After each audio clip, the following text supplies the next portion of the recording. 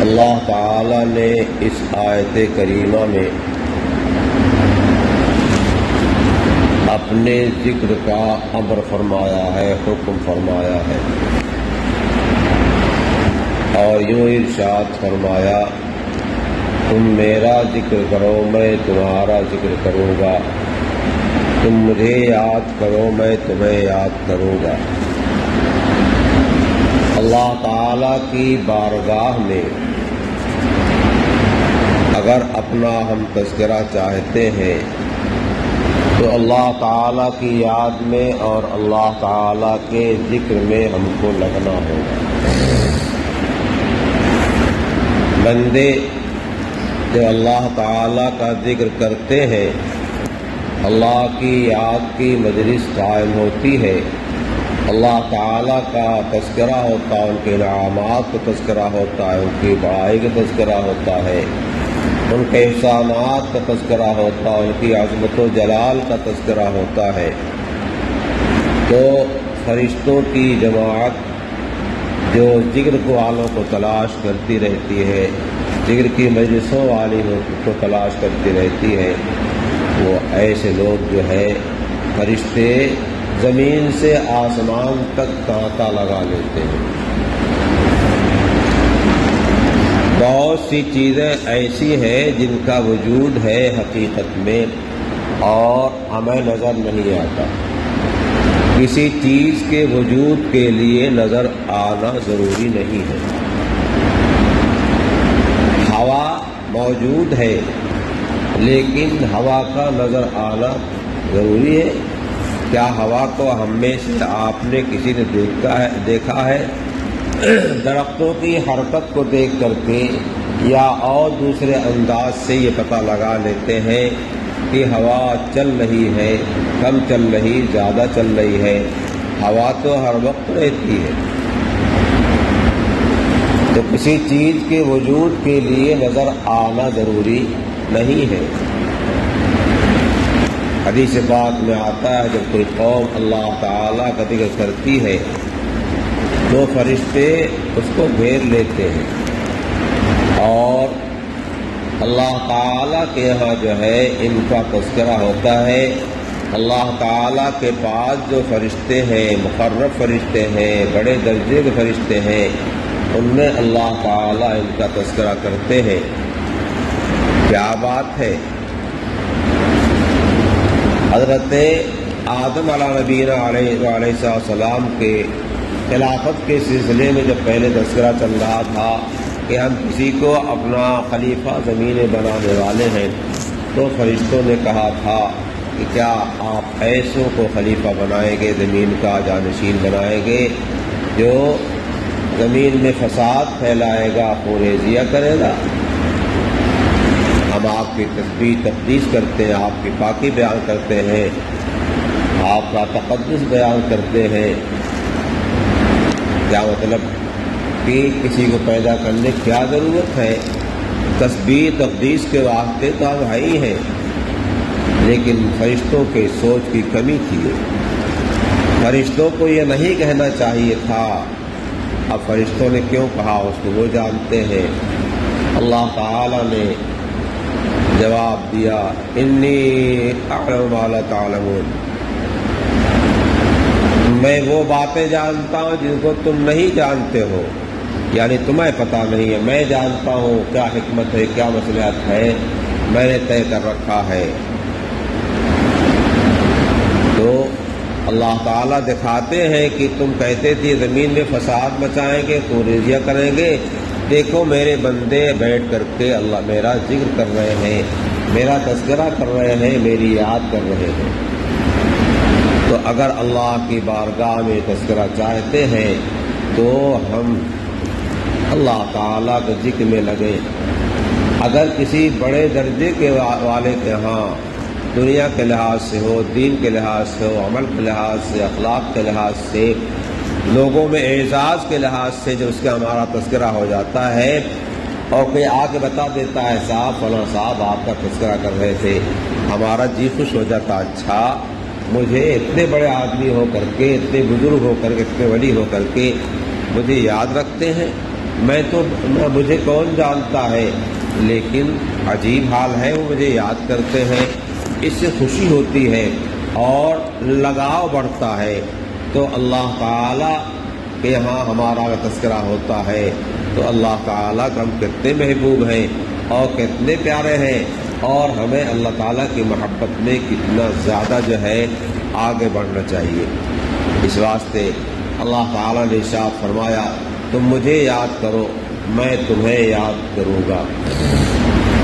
وَاشْكُرُوا لِي وَلَا تَكْفُرُونَ، میرا شکریہ ادا کرو۔ اللہ تعالیٰ نے بہت ساری نعمتیں ہم پہ، آپ پہ جو ہے نچھاور فرما رکھی ہے۔ اتنی نعمتیں ہیں کہ ہم اور آپ ان کو شمار کرنا چاہیں تو بس نہیں ہے۔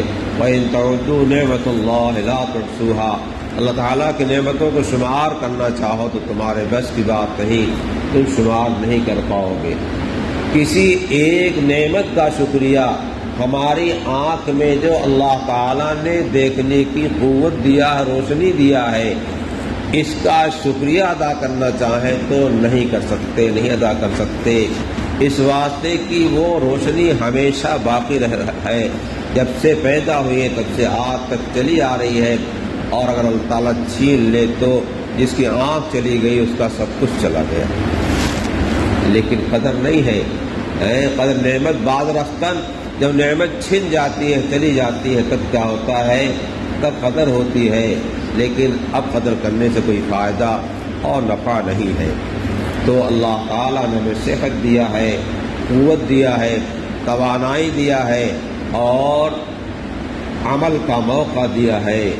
جانتے ہیں تو کیجئے، نہیں جانتے ہیں تو بتانے والے موجود ہیں۔ ہر ایک کا شکریہ اس کے لحاظ سے ہوتا ہے۔ کسی عالم کا شکریہ یہ ہے کہ عالم سے مسائل دریافت کیے جائیں، فضائل دریافت کیے جائیں، ترغیب ترہیب کو اس سے سنا جائے، ان کے مجلس میں بیٹھا جائے۔ عالم کا شکریہ یہ ہے، عالم کا شکریہ یہ ہے، عالم کی خدمت میں گئے اور سلام کیا اور وہ خیریت پوچھ لیا، آپ نے جزاک اللہ کہہ دیا، جزاک اللہ کہنے سے کام نہیں چلے گا۔ وہاں کا شکریہ یہ ہے کہ ان سے علم کو حاصل کیا جائے، علم کو لیا جائے، اور علم کا جو تقاضا ہے اس کے مطابق اپنی زندگی بنائی جائے، ہر موقع کا مسئلہ معلوم کیا جائے۔ ایک تو علم حاصل کرنے کا ذریعہ، آج مدارس کھلے ہوئے ہیں، بہت تفصیل کے ساتھ وہاں مسائل سکھائے جاتے ہیں، اور ایک علم حاصل کرنے کا طریقہ یہ ہے کہ ہمارے سامنے جو مسئلہ پیش آتا ہے، ہمیں یہ حال ہے کہ پیش آیا ہے، اس میں شریعت مطہرہ کا کیا جواب، کیا طریقہ ہے۔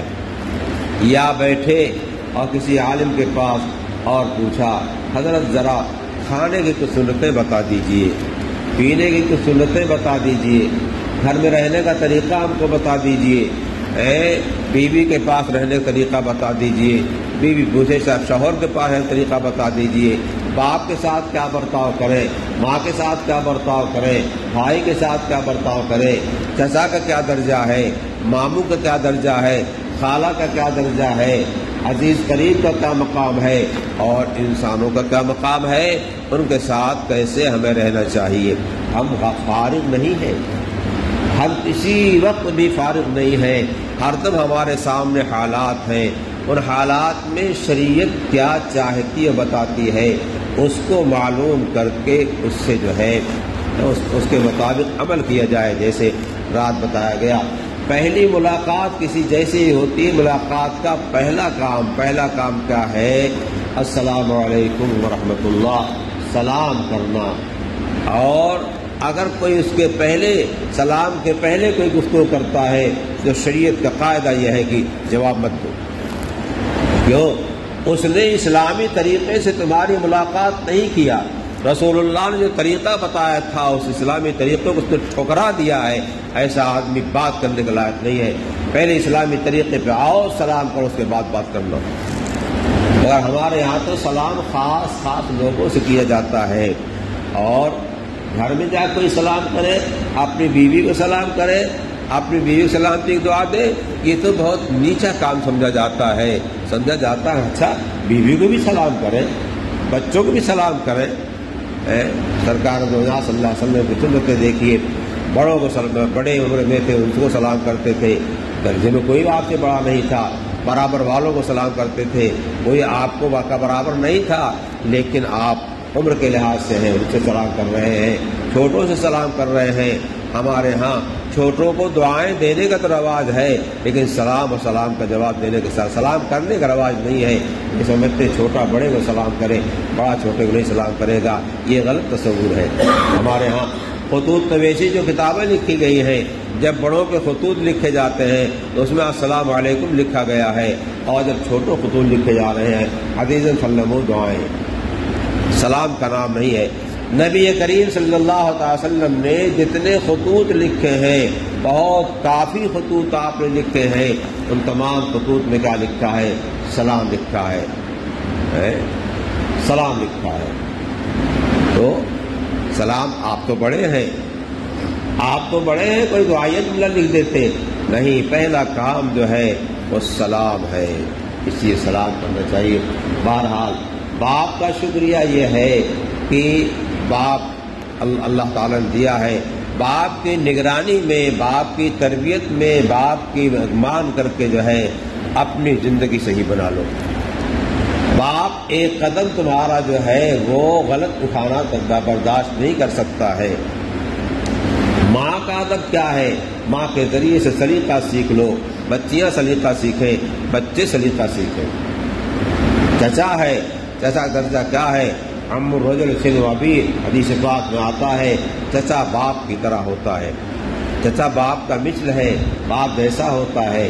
خالہ جو ہے وہ ماں کی طرح ہوتی ہے، حدیث پاک میں آیا ہوا ہے۔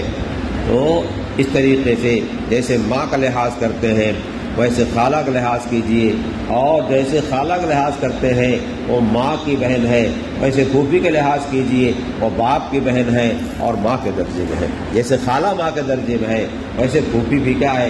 ماں کے درجے میں ہے۔ بہن ہماری آپ کی جو ہے وہ ہمارے مساوی ہے، ایک ہی ماں باپ سے دونوں پیدا ہوئے ہیں، تو ہمیں اور آپ کو بہنوں کی حکومت کرنے کی کیا حق حاصل ہے؟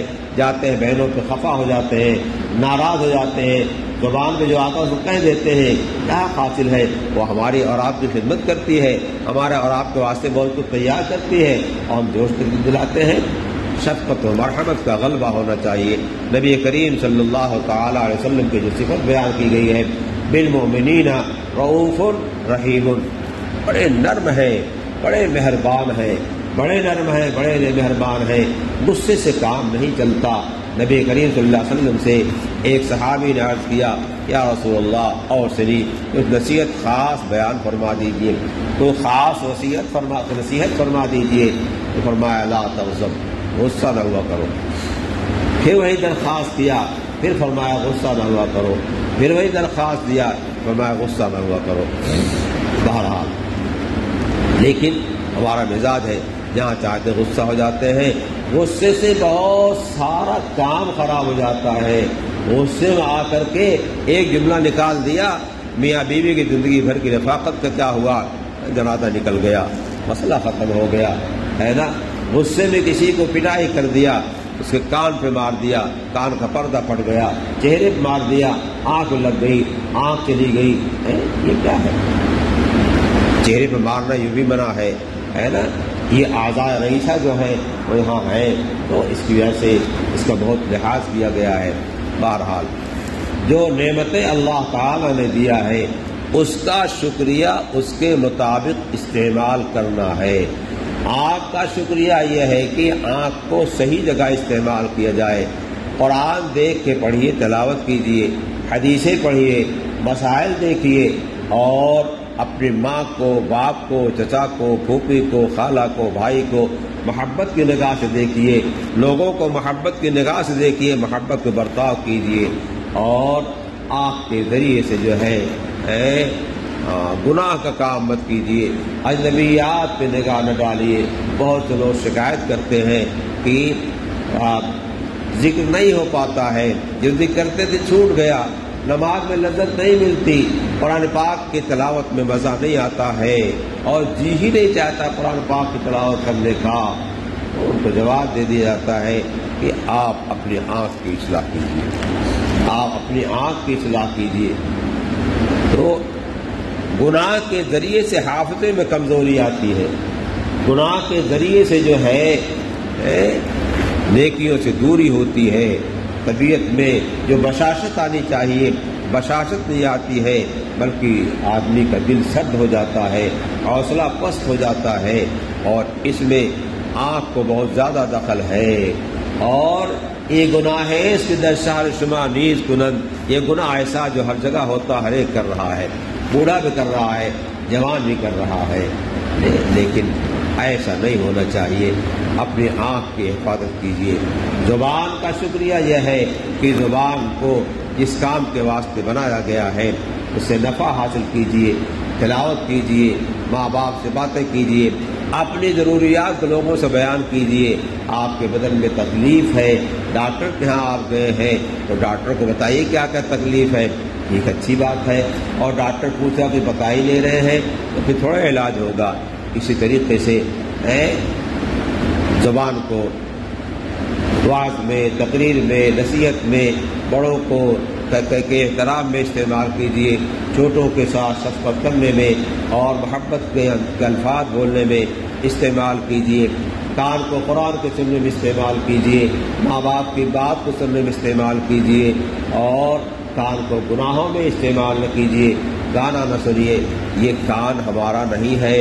اللہ تعالی نے ارشاد فرمایا ان السمع والبصر والفؤاد کل اولئک کان عنہ مسئولا۔ کان، آنکھ، نگاہ، بینائی ہماری جو ہے، والفؤاد، دل، یہ سب اللہ تعالیٰ کے ہاں ایسے ہوں گے کہ اس کے متعلق سوال کیا جائے گا۔ آنکھ کو کہاں استعمال کیا اور کان کو کہاں استعمال کیا، دل دماغ کہاں لگایا؟ دل کہاں لگاؤ؟ دل کو اللہ تعالیٰ میں لگاؤ، دل کو اللہ کے ذات والا صفات میں لگائیے، دل اللہ تعالیٰ کی یاد کو بسائیے، دل میں اللہ تعالیٰ کی محبت و معرفت کو بسائیے، تو پھر کیا ہو جائے گا؟ یہ دل دل ہو جائے گا، یہ دل دل ہو جائے گا۔ ورنہ اگر اس دل میں بلا وجہ حسیناؤں کی محبت بٹھایا تو اس میں سیاہی آئے گی، غلط عقائد بٹھایا تو پھر اللہ تعالیٰ کی رحمت سے دور ہو جائیں گے، اللہ کے عنایات سے دور ہو جائیں گے۔ دنیا میں اللہ کی بہت ساری عنایات ہو رہی ہیں، لیکن جو اللہ کی نگاہ رحمت ہے وہ ہم پر نہیں ہوگی، اللہ کی مہربانی ہم پر نہیں ہوگی۔ شکریہ سے کیا ہوتا ہے؟ آدمی آگے بڑھتا ہے۔ لئن شکرتم لازیدنکم، تم شکریہ ادا کرو گے تو یقیناً ہم تمہیں نعمت میں اضافہ کریں گے، اضافہ کریں گے، اضافہ کریں گے۔ جو نعمت جس واسطے دیا ہے اس نعمت پہ کوئی اس انداز پہ اختیار کریں گے تو نعمت میں برکت ہوگی، نعمت میں اضافہ ہوگا۔ وَلَئِن كَفَرْتُمْ، ناشکری و ناقدری کرو گے، وَلَئِن كَفَرْتُمْ إِنَّ عَذَابِي لَشَدِيدٌ، سن لو بہت سخت عذاب کا انتظام میں نے کر رکھا ہے۔ اگر آنکھ کو غلط جگہ استعمال کر رہے ہیں تو عذاب کے واسطے تیار رہیے۔ کان کو غلط جگہ استعمال کر رہے ہیں ہم تو ہمیں اللہ کے عذاب کے واسطے تیار رہنا چاہیے۔ زبان کو غلط استعمال کر رہے ہیں، غیبت کر رہے ہیں، گالیاں بک رہے ہیں اور کسی کی دشمنی کی باتیں کر رہے ہیں تو پھر تیار رہیے، ان عذابی لشدید ہے۔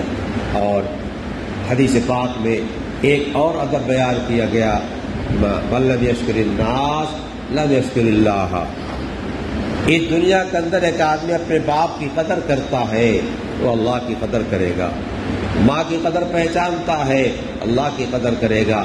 یہ باپ کی نعمت اللہ نے دیا، ماں کی نعمت اللہ نے دیا، کھانے پینے کی ضرورت اللہ نے دیا، صحت اللہ نے دیا ہے نا۔